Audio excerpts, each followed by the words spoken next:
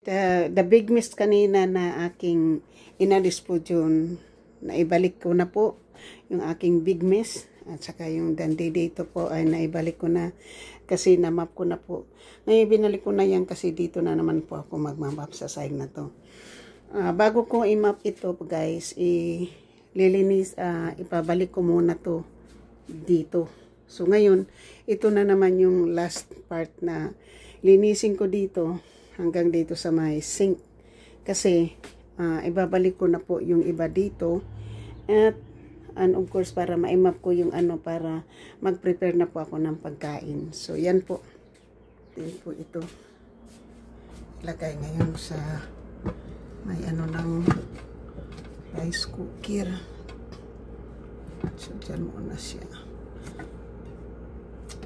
Kasi nalinis, to, ito pa po, lilinisin ko pa po ito. So, ito part 3 mo po, part 3 po ng cleaning. So, part 3.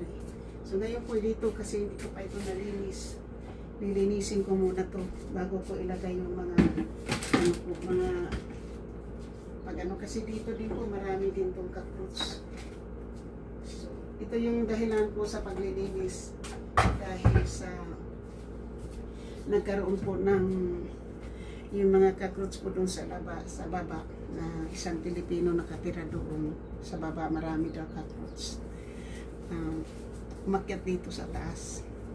Kailangan kontrolin dito po sa taas para hindi po magkaroon ng madami kasi aakyat din po sa pangatlong floor kasi may pangatlong floor.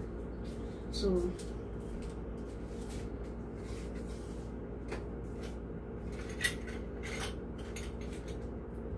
dito po ngayon ay lilinisin po muna natin ito ngayon, mga bukot na to. So bago ko po muna i-map ay ito lilinisin.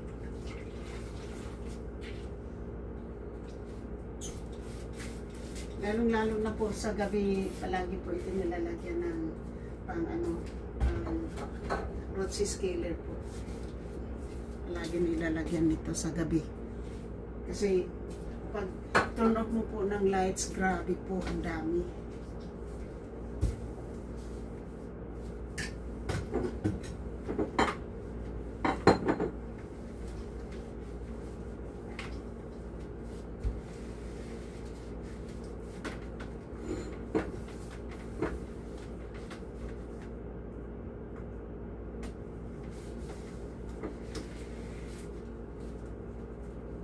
Soapy water po with bleach ang gagamitin ha. Soapy water at bleach para ma-sterilize po yung bahay. Kasi po, nagtatrabaho po ako ng restaurant. Clorox po yung panglinis. Bleach water po yung panglinis.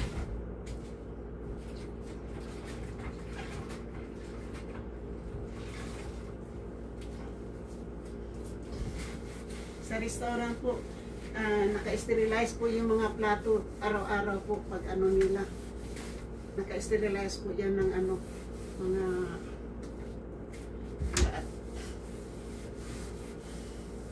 kasi pag gabi po, naku, ang grabe po dito nagkapang-gapang. Kaya ito, linisin po natin muna. Yan nga po, may nahulog doon na.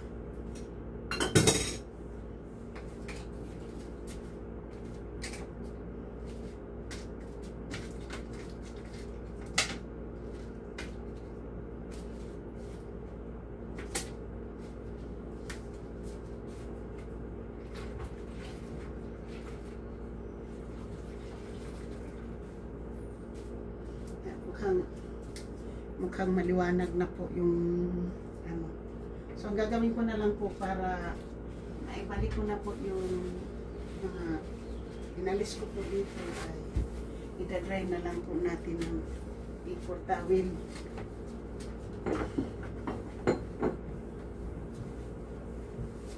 Yan, idadry na po ng paper towel. So, babalik po natin itong mga nakuha po natin. Ito. Parang dito ko yung nakuha. ito. Wala naman dito lamang. Dito na natin ilagay para hindi na nasa baba. Diyan.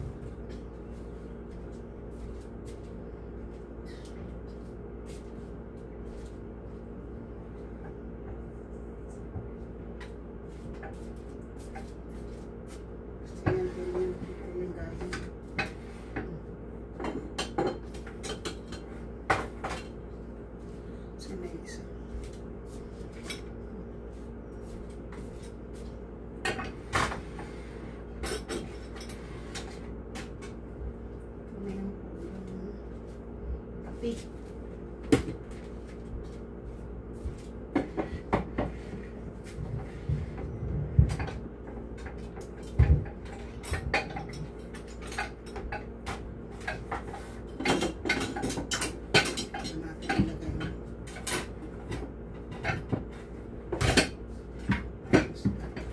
Kasi mas malaki yung kape na.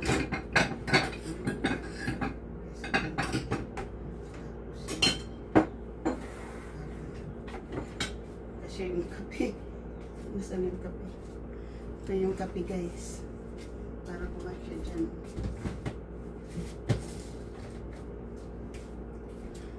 Tapos naman, ito naman yung para sa bigas.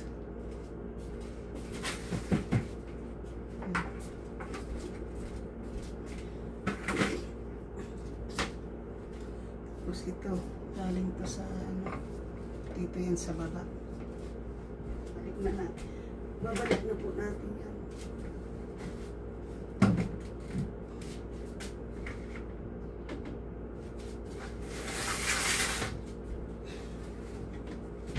Hindi naman ito ginagamit. Ilagay natin dito sa loob. Ang dami natin paglagay dyan. Kasi hindi naman ginagamit. Ilagay dun sa loob.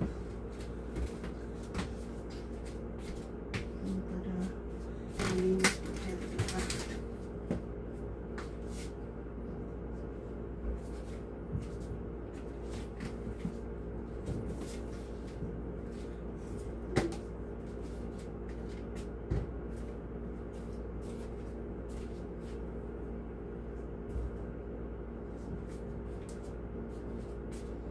Yung tubig. Umiya ko na po yung tubig ilalagay kasi mamapa natin yan sa floor, diba? Mamap ko pa yung floor. So ngayon po ito kasi imamapa yung floor.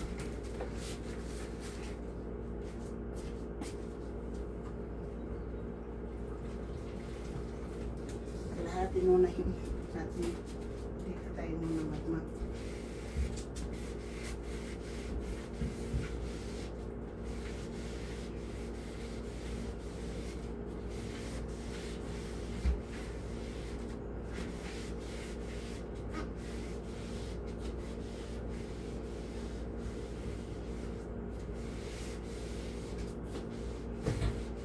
Yung kalahati lang muna po yung mamap natin para lagyan natin ng ano.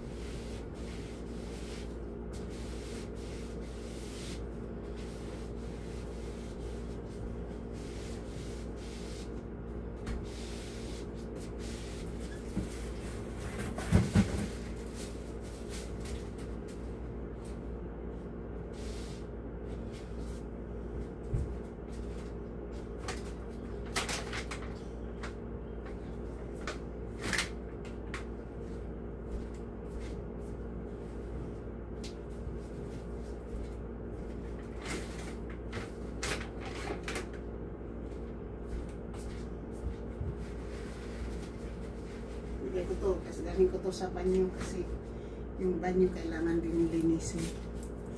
So ngayon po yan, gagawin ko po ngayon ay ilagay siya natin dito. Kasi ano po yung sahig. Yan. Namap na po. Saka dito malinis na. Namap na po. Ngayon ilalagay na po natin yung ating mga kalat.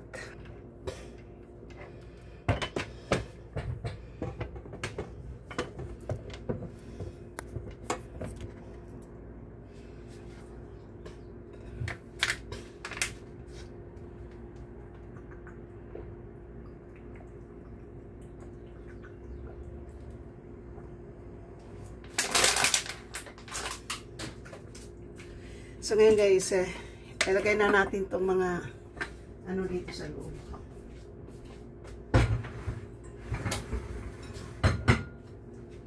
Kasi yun ang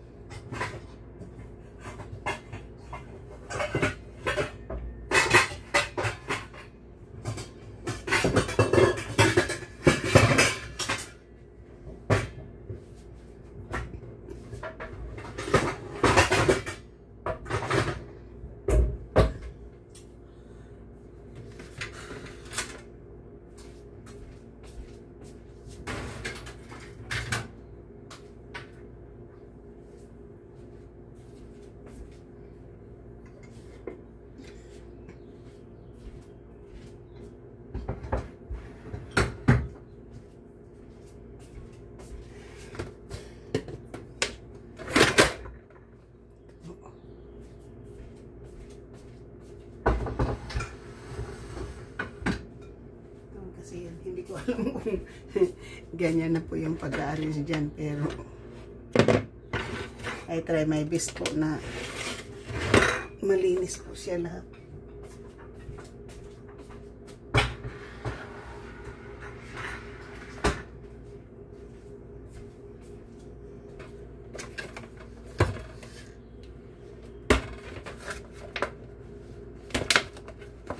Tignan natin yung ilagay.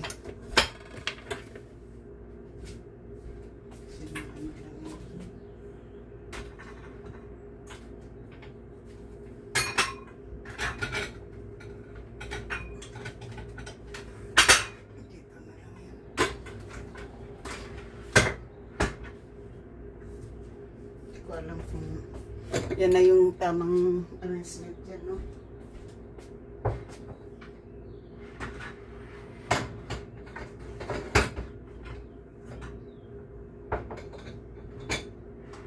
Paano na po siya mag-arrange niya mamaya. Ito tapon natin ito.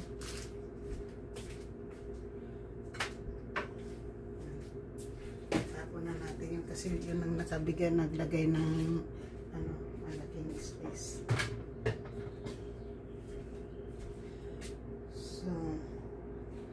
Ngayon po ay na-map na po natin yan dyan. Kaya dito na natin lagay yung tubig natin. Dyan. Tapos ito, dito siya natin ilagay sa bago dyan. Dito yan. Dyan siya sa baba na kalagay.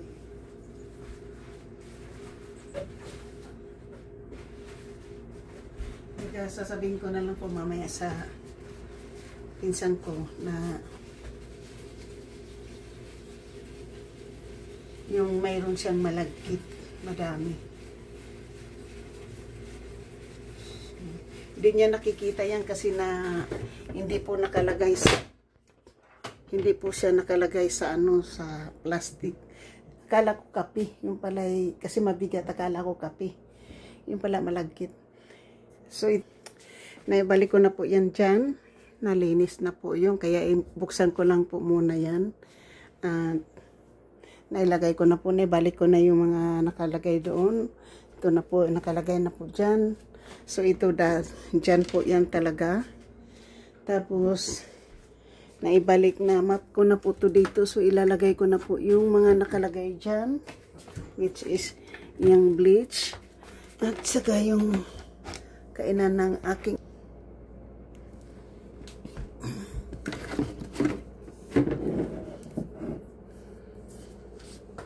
so hingga na naasir dito po siya. Ina-map na po natin yan.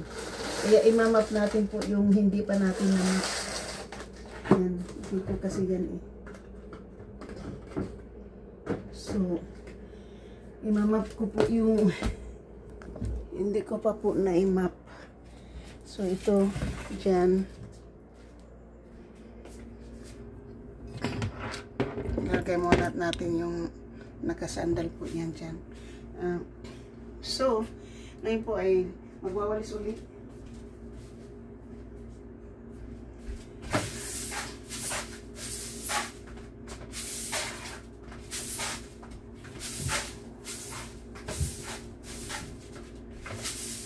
So, part 3 po ito ng aking paglilinis na.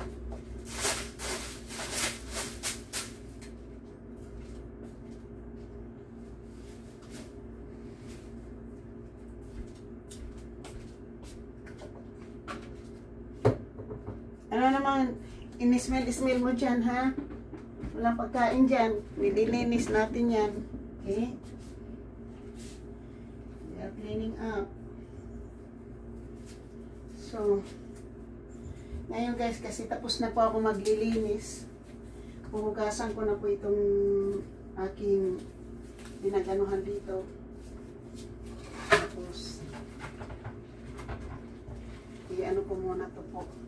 I-mamap ko na ng diretso yung sahig.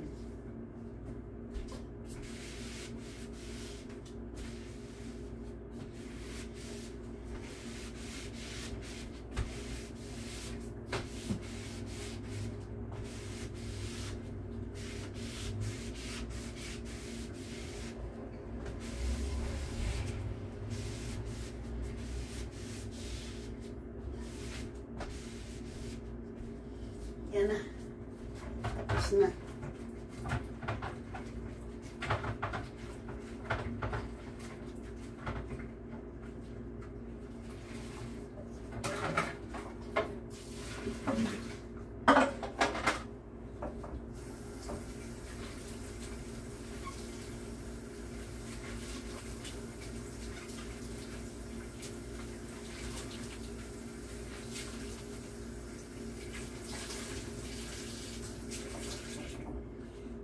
So,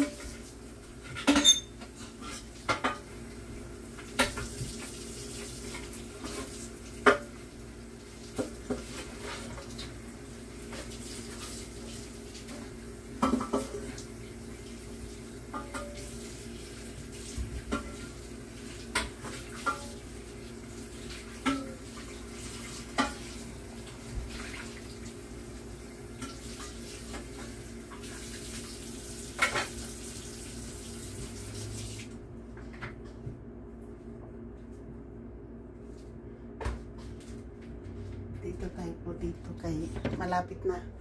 Ito na lang po yung tatapusin ko po yung dito. Yan na po.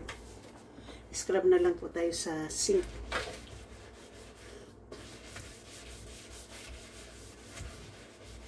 Pagkatapos po nito, magpapahinga na po ako. At least makapag-vlog po tayo, no?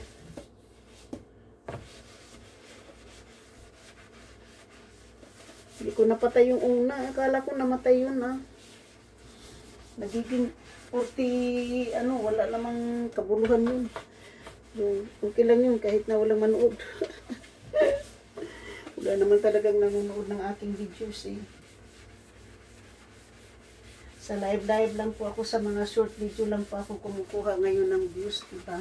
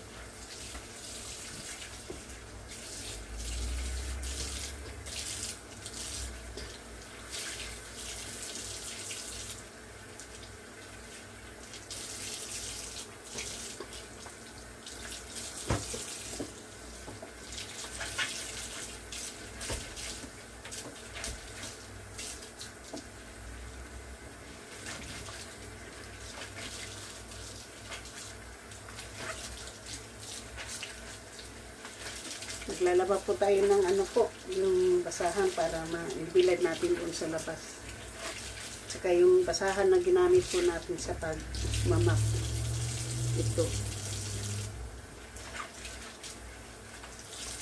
Linis na po yung ating kusina.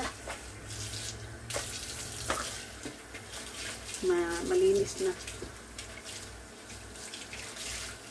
At least po makapagpahinga na po ako ngayon. Makapag-vlog na naman tayo, maka-live na naman tayo. Okay, no?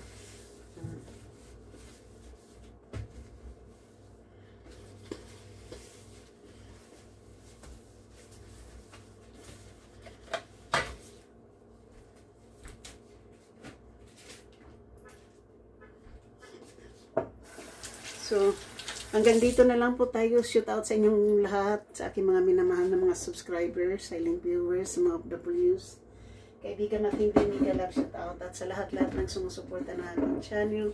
Thank you so much sa aking mga members, super chat ng isang sponsor na si JC Pinario. Mega Love, shout out po, at sa lahat sa aking mga new subscriber, I love you all. Sa aking mga silent viewers na nagbibigay po ng malaking views po sa akin. Maraming salamat. I love you all.